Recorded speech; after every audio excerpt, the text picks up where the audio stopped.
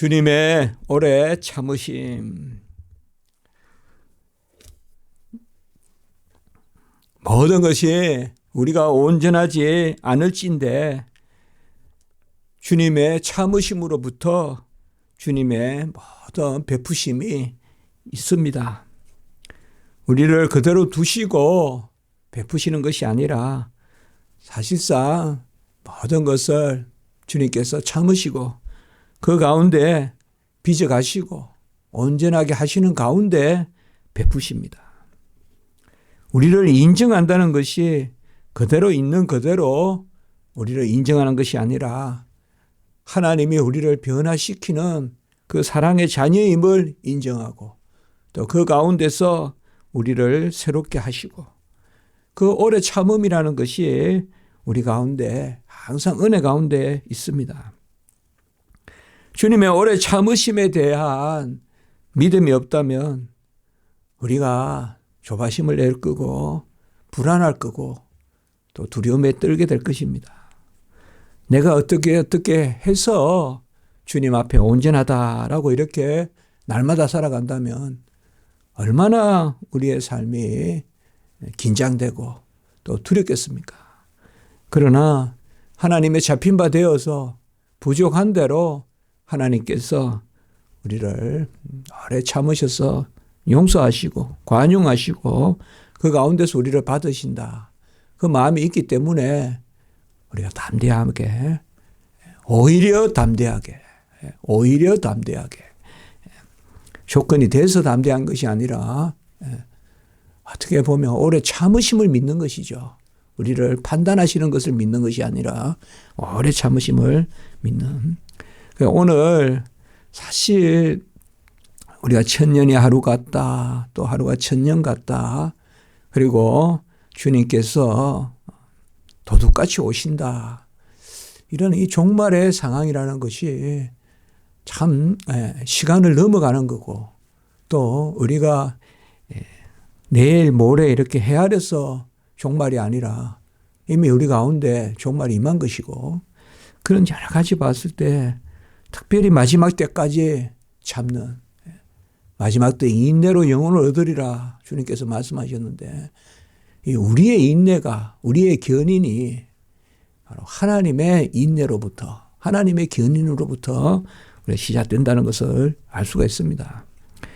오늘도 사랑하는 자들아 이미 말씀드렸지만은 이 베드로후서 3장 1절에도 사랑하는 자들아 그리고 8절에도 사랑하는 자들아 그리고 오늘 14절에도 사랑하는 자들아 이 꼭지마다 사랑하는 자들아 이렇게 부르고 있습니다.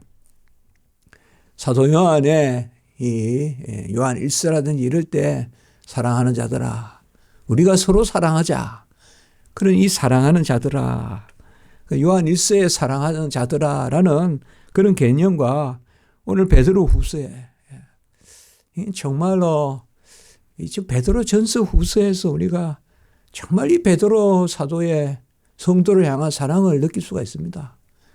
어쨌든 달래보고 어쨌든 참으라고 하고 어쨌든 마지막 때 우리가 온전하게 이 환난과 핍박이 있지만은 그걸 견뎌내는 그래서 사랑하는 자들아 아마 서로 편하게 떡을 나누고 할 때도 사랑하는 자들아 우리가 서로 사랑하니까 먹고 마십시다 할 수 있지만 이 사랑하는 자들아라는 이 호칭은 고난당할 때 어려움 겪을 때 사실 요한 1서 이런 배경도 보면 벌써 이단이 괴계가 들어오고 거기도 보면 핍박이 있거든요. 기독교 안에 벌써 핍박이 있어요. 그런 가운데서 사랑하는 자들아 이것은 서로 고난 가운데서도 서로 위로하고 막 발고하고 또 고발하고 그런 것이 아니라 자꾸 분열이 된단 말이에요. 고통이 들어오면.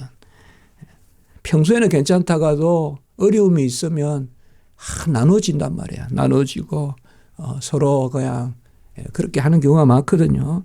그래서 사랑하는 자들아. 이 사랑하는 자들은 초대교회에서는 형제 자매라고 또 서로 영접하고 입을 맞추고 이런 것들이 초대교회에서는 실제로 예법이었습니다. 서로 교인들 간에 형제 자매라고 부르고 그리고 사랑하는 자들아 또 서로 영접하고 이건 결국은 사랑받는 것을 전제하는 거겠죠. 요한에서 계속 말씀드리지만은 하나님이 먼저 우리를 사랑하셨으니 우리가 사랑하는 것이 마땅하다. 그 가운데서 우리가 사랑한다. 이렇게 표현하는 거지. 하나님의 사랑이 전제되지 않는 가운데서 우리가 누굴 사랑한다라는 것은 그것은 참으로 많은 경우에 어떻게 보면 책임을 지기 어려운 그런 말일 수도 있죠. 내가 누군가를 사랑한다는 게 그 사랑이라는 단어가 그러나 하나님이 우리를 먼저 사랑하시니까 그 사랑에 거하는 우리가 서로 사랑하는 것이 마땅한 가운데서 우리가 사랑한다. 그럴 때 우리가 사랑이란 형제 사랑, 자매 사랑 또 그리스도 안에서의 사랑 이것을 말할 수가 있겠죠. 우리가 사랑받는 불가항력적인 그 사랑 가운데 빛을 받으니까 빛을 반사하듯이 사랑을 받으니까 사랑을 반사하는 가운데서 사랑하는 것이지. 나로부터 원천이 있고 나로부터 기원이 있어가지고 누구가 누구를 사랑하겠습니까? 못합니다. 특별히 그리스도 안에서의 사랑, 하나님의 사랑, 그것이 아가페의 사랑이라고 봤을 때는 사랑하는 자들아 이것은 우리가 함께 사랑받음으로 우리가 서로 사랑하는 그 교회 안의 지체들, 그 사랑하는 자들아 이렇게 부르고 있습니다. 너희가 이것을 바라본다. 이것은 지난주의 말씀과 연결이 됩니다. 지난주에 보면 간절히 사모한다. 12절에 간절히 사모한다. 그 말씀을 오늘 14절에 다시 하고 있습니다. 이것을이라는 말은 주의 날이라고 할 수 있고 3장 10절에 그리고 3장 12절에 하나님의 날, 그러니까 주의 날, 하나님의 날, 그다음에 마지막 때 이런 것이 다 같은 뜻입니다. 특별히 우리가 9절에 보면 주의 약속, 마지막 때는 이 약속의 날이거든요. 언약, 약속, 언약, 말씀 다 동의어입니다. 동의어 성경에서요. 언약은 말씀이고 말씀은 또 약속이고 그래서 마지막 때는 주의 날, 하나님의 날은 주의 약속이 있다. 제가 그때도 그렇게 설교했죠. 우리가 신약 시대에 오순절 성령 강림이 있을 때 예수님이 승천하시면서 사도행전이 시작되는데 그때 뭐예요? 아버지의 약속하신 것을 기다리라. 그리고 성령이 임하리니 예루살렘과 유대와 온 사마리아 땅 끝까지 이렇게 연결이 된단 말이에요. 약속하신 것을 기다리라. 그 약속이라는 개념이 계속 성경에서 연결이 된다. 구약에서는 오시는 예수님에 대한 약속, 신약에서는 다시 오실 예수에 대한 약속. 그래서 옛 약속, 새 약속, 에덴 약속이냐 그런 개념이죠. 그래서 주의 약속 이런 개념들. 사실상 우리가 사랑한다, 사랑받는다, 형제 사랑, 이웃 사랑 이런 것은 다 이렇게 하나님의 어떤 신실하신 약속 가운데서 우리 안에 일어납니다. 항상 우리가 성경에 보면 마지막 때 서로 사랑하라, 또 서로 용서하라, 서로 허용하라, 용납하라 이런 말들이 보면 다 보면 약속 있는 말씀입니다. 약속 있는 말씀. 우리가 우리에게 죄 지은 자를 사하여 준 것 같이 우리 죄를 사하여 주옵시고 이것은 조건이 아니거든요. 약속이에요. 주기도문에서. 우리가 우리를 사랑하는 자를 용서했으니까 우리를 용서하십시오는 조건이 아니라고요. 우리도 사랑하시고 그들도 사랑하시는 하나님이시오. 우리를 다 용서하소서라는 그런 계명이 약속이거든요. 그래서 성경에서는 이런 조건같이 표현하지만은 다 하나님의 약속 안에 있는 것이죠. 그래서 주 앞에서 점도 없고 흠도 없는 평강 가운데 나타나기를 힘쓰라. 우리가 점도 없고 흠도 없다. 이것은 베드로 사도가 즐겨 쓰는 표현이에요. 일단 베드로후서 2장 13절의 말씀에 보면 우리가 불의의 값으로 불의를 당하며 낮에 즐기고 노는 것을 기쁘게 여기는 자들, 그것이 정과 흠이라고 했어요. 이것도 이제 설교 우리가 서로 나누었는데요. 불의한 값으로 불의를 당한다. 그것도 어떻게 설교했습니까?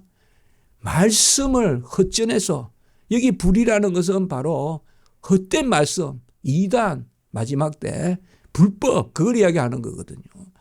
그러니까 진리를 그르치는 말씀으로 그 말씀 가운데 자기께 자기가 넘어가는 거예요. 불의의 값으로 불의를 당하며 낮에 즐기고 노는 것을, 마치 그냥 진리를 왜곡해서 잔치하듯이 말이에요. 잔치하듯이. 이건 세속적인 잔치죠. 교회가 이런 잔치를 하는 곳이 아니죠. 진리를 전하여서 올곧게, 간혹은 혼자 뛰더라도 엘리야 같이, 그게 교회예요. 사마리아가 교회가 아니라고요. 엘리야가 교회이지. 항상 저는 그렇게 생각합니다. 엘리야의 기사가 꽉 들어있고 엘리사의 기사가 꽉 들어있지, 사마리아에 대해서는 이야기하지 않아요. 그게 뭐예요? 그들이 교회인 거예요. 그 소수지만은, 어떨 때는 하나같이 보이지만은. 그러니까 불의의 값으로 불의를 당하고 낮에 즐기고 논다, 이것은 사실 진리를 왜곡해서 세상을 짝하여서 그 가운데서 그냥 즐기고 노는, 이런 것이 교회의 모습이 될 수는 없죠. 이것을 정과 흠이라고 했어요. 그리고 이렇게 봤을 때는 정과 흠이라는 게 뭐예요? 비진리예요. 이게 베드로서에는 처음의 진리를 가지고 간다는 거, 우리 정확하게 말씀을 파악해야 돼요. 비진리란 말이에요. 비진리 가운데 즐거워하는 거, 이게 정과 흠이다. 그러면 진리는 누구냐? 베드로 전서로 우리가 거슬러 가보면, 베드로 전서 1장 19절에 보면, 헛된 행실에서 대속함을 받은 것은 은이나 금같이 없어질 것으로 된 것이 아니요 오직 흠없고 점없는 어린 양 같은 그리스도의 보배는 피로 됐다. 흠없고 점없는 그리스도의 보배 피, 우리 잘 아는 말씀이죠. 그러면 그리스도의 보배의 피인데, 여기도 흠없고 점없다는 것을 베드로전서 1장 23절과 바로 연결이 돼요. 우리가 또 잘 아는 말씀이에요. 우리가 거듭난 것은 썩어질 씨로 된 것이 아니요 썩지 아니할 씨로 된 것이니 살아있고 항상 있는 하나님의 말씀으로 되었느니라. 그러니까 흠없고 점없는 어린 양 같은 예수 그리스도의 흠없고 점없음이라는 뜻은 사실 꽃은 시들고 풀은 마르나 항상 있는 세세하도록 영존하여 있는 하나님의 말씀을 뜻하거든요.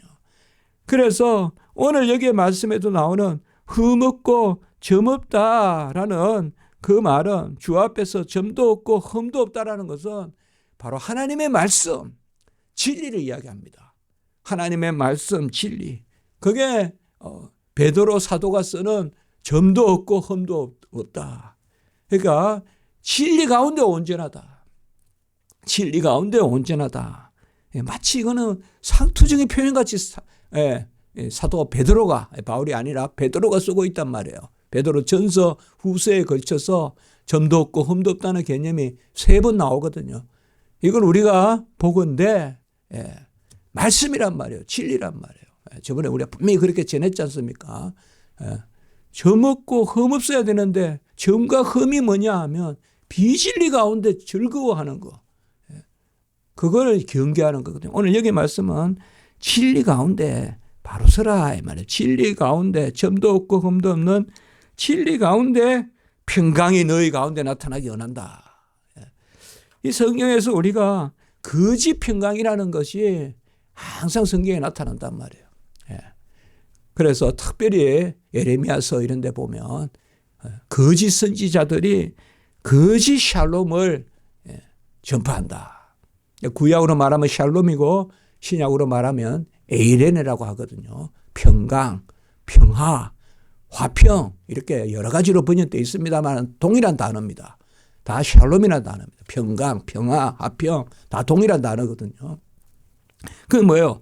진리 가운데 샬롬이다.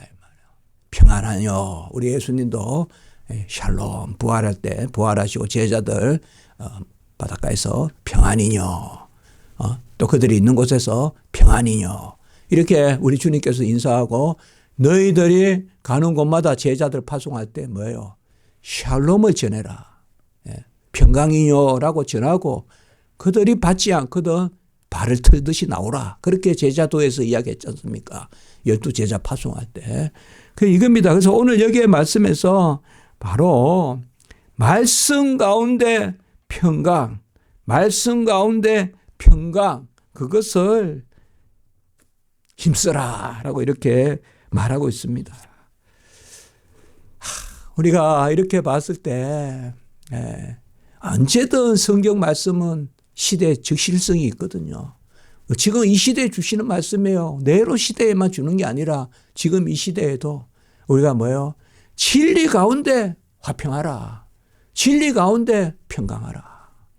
이 말씀을 우리가 새기면 좋겠습니다. 내가 비진리 가운데 평강이라는 것은 거짓 평강입니다. 내가 비진리 가운데 뭐 이렇게 뭔가 들떠 있다면 그것은 우리가 잘 다스려야 됩니다. 그 진정한 평강이 뭐냐? 땅에서는 기뻐하심을 입은 사람들 중에 평화로다. 그 평강이 뭐냐 하면 같은 단어라고 했죠. 평화, 평강, 화평. 그것이 뭐냐? 아기 예수 그리스도가 이 땅에 오시는 은혜와 진리가 되시는 예수님이. 예수 안에만 진리가 있고 예수 안에만 은혜가 있고 예수 안에만 평강이 있다. 그것을 이야기하는 것이죠. 진정하게 어렵고 힘들 때 아이 뭐 그렇게 엄격하게 해. 형편이 안 좋은데 이렇게도 해보고 저렇게도 해봐야 어떻게 저렇게 지금 어려운 가운데 있는데 뭐 그렇게 엄정하게 해. 절대 우리 신앙은 그렇지 않습니다. 어려우면 어려울수록 더 엄정하라고 합니다. 하나님은. 그때 우리에게 평화가 넘친다. 시절이 더 어렵고 교회가 더 핍박이 있고 또 교회가 간혹은 어떤 일로 그런 어려움을 겪거나 혹 어떤 그런 세태기가 있거나 이럴 때도 더 진리 가운데 서야 되는 거예요. 진리 가운데 평강을 이야기해야지. 안 그러면 곤두박질 친다. 곤두박질 친다. 아주 귀한 말씀입니다. 그러면 이 진리 가운데 평강은 꼭 무엇이 있습니까? 오래 참음이 있어야 됩니다.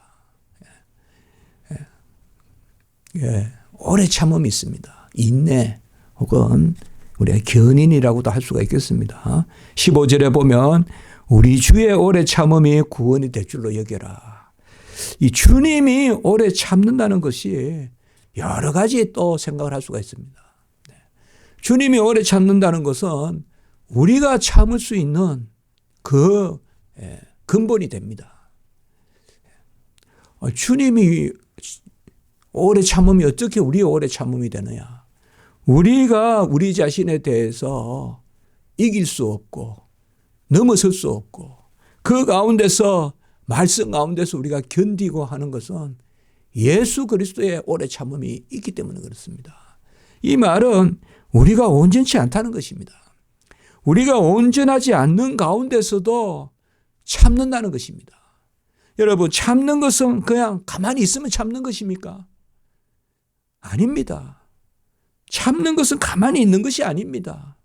참는 것이야말로 끝없이 유혹이나 끝없이 어떤 그런 불법이나 이런 데서 이기는 것입니다. 참는 것은 이기는 것입니다. 그저 가만히 있다고 참는 게 아닙니다. 그거는 방관하는 거죠. 무시하는 거죠. 그것은 못 들은 척 하는 거예요. 못 들은 척 하는 거예요. 그거 아닙니다. 참는다는 것은. 사랑이라 가평 오래 참음 할 때 오래 참음이라는 것은 가을의 열매를 기다리는 여름날의 떼약빛입니다. 오래 참음이라는 것은 그저 가만히 있는 게 아닙니다. 그냥 누워서 자는 게 아닙니다. 뭐 누워서 자면 뭐 때가 되면 일어나는 게 아닙니다.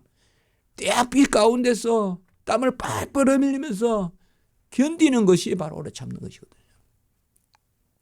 어떻게 보면 우리의 오래 참음은요, 나의 모자람과 부족함과 나의 없음과요, 그 가운데서도 견디는 겁니다. 그렇게 보면 결국은 뭐예요? 주님께서 나를 참아주시는 겁니다. 주님이 나를 참아주시지 않으면 내가 못 견딥니다. 왜 못 참습니까? 내가 스스로 실종하는 것입니다. 나는 안 되네, 좌절하고요. 또 나는 뭐 내가 할 수 있네 하다가 또 넘어지고요. 그러나 뭐예요? 오래 참으려면 나를 참아주시는 주님이 계셔야 내가 참을 수 있습니다. 내가 완전하다면 내가 참겠지만은 내가 불완전하기 때문에 우리가 어떻게 참습니까? 어떻게 열 앞에서 뜨거움을 참습니까? 어떻게 다니엘의 세 친구가 그 고열에서 타지 않고 참습니까? 그것은 뭐예요? 주께서 함께 그들과 춤을 춰주시기 때문에, 주께서 그들과 함께 계시기 때문에 그 불에서도 타지 않고 견디고 참는 것 아닙니까? 그 참는 거라는 것은 바로 주님이 나를 참아주시는 거예요. 그러니까 이것도 주님의 은혜예요. 내가 참는 게 주님의 은혜라고요. 내가 주어가 돼서는 못 참습니다. 그냥 훅쑥 나갑니다. 뭐 화살이 나가듯이 막 나갑니다. 막 그냥 나한테 막 나갑니다. 막 이렇게 땡겨서 쏘아야만이 그게 즉위를 드러내는 거 아니에요. 막 말로도 나가고 막 마음으로도 나가고 막 나갑니다. 뭘 참아요 우리가? 어떻게 참아요? 못 참습니다. 내가 내 자신의 좌절하고 꼬꾸라집니다. 그러나 주님의 오래 참음이 구원이 된다. 그러니까 주님께서 누가복음의 마지막 때 인내로 영혼을 얻으리라 하는 그 인내는 나의 인내지만은 주님의 인내예요. 주의 오래 참으심, 그것이 우리의 구원이 된다. 주님의 오래 참으심. 그러니까 내가 참는다고 할 때 내가 참는 것이 아닙니다. 어떻게 보면 나도 나를 저쪽만큼 던져놓고 지켜봐야 됩니다. 내가 조바심을 내고 나는 할 수 없다 그래서도 안 되고요. 마치 그건 내가 할 수 있다는 말과 똑같아요. 내가 할 수 없다는 말은 내가 할 수 있다는 말과 똑같아요. 할 수 있다고 하는 사람은 할 수 없다고도 하는 거예요. 내가 안 하니까 하나님이 하시니까 할 수 있다 그래야 됩니다. 그러니까 주께서 오래 참으심이 구원이 된다. 주의 날이 도적같이 이른다. 이 말은 데살로니가 전서에도 나옵니다. 그때도 보면 데살로니가 전서 우리가 5장 4절에 보면 주의 날이 도둑같이 이른다. 여기도 베드로 후서에 요게 다 나오는 말이에요, 지금. 그러니까 베드로 데살로니가 전서, 데살로니가 전서에 보면 주의 날이 도둑같이 이른다. 그런데 그때 보면 보세요. 평안하다, 안전하다 할 그때에 도둑같이 임한다. 베드로, 이게 우리 성경을 보면 전에도 말씀드리니까 이 사도 바울, 이제 오늘 사도 바울이 나오는데 사도 바울의 말씀과 베드로의 말씀이 아주 공통되는 데가 많다고요. 저도 신학교 때 바울은 이렇고 베드로는 이렇고 이런 데만 많이 이렇게 생각을 했는데 성경을 우리가 읽어보면 아니에요. 이거 어디 나오나? 바울의 서신에 나오는데 데살로니가 전서하고 너무 같아요. 주의 날이 도둑같이 이른다. 3장 10절에 베드로후서. 그 데살로니가 4장 13절에 나오고 그때 뭐요? 평안하다, 안전하다 할 때 온다 이 말이에요. 데살로니가 전서 5장 5절. 그게 오늘 뭐예요? 바로 아까 제가 말씀했던 평강 가운데 나타나기를 힘써라. 이 평강은 뭐예요? 평안하다, 안전하다 하는 것은 거짓 평강이에요. 주께서 도둑같이 내가 평안하다, 안전하다 할 때 온다 그러는데 그건 거짓 평강이고 오늘 말씀에 14절에 말씀한 것은 점도 없고 흠도 없는 평강은 진리 가운데 평강입니다. 그러니까 우리가 데살로니가 후서에도 보면 1장 10절, 그러니까 데살로니가 전서 4장, 데살로니가 후서 1장, 그 다음에 베드로 후서 여기 부분 이런 데가 이제 종말에 대한 고린도전서 15장, 마태복음 24장 이런 데가 거의 종말론, 뭐 계시록은 우리가 놔두고라도 이게 거의 종말론에 대한 말씀 가장 중요한 곳들이거든요. 거의 공통되는 점들이 다 뭔가 하면 마지막에 불법의 비밀, 데살로니가 후서에 보면 불법의 비밀이 진리가 어긋나는 거죠. 그런데 데살로니가 후서 3장 5절에 보시면 이 말씀 보고 오늘 마칠게요. 데살로니가 3장 5절 한번 볼까요 우리가? 데살로니가 후서 3장 5절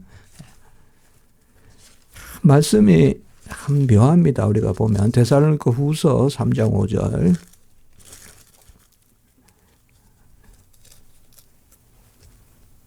같이 한번 읽어볼까요? 시작. 주께서 너희 마음을 인도하여 하나님의 사랑과 그리스도의 인내에 들어가게 하시기를 원하노라. 그리스도의 인내. 오늘 꼭 말씀하고 되죠. 우리 주의 오래 참으심.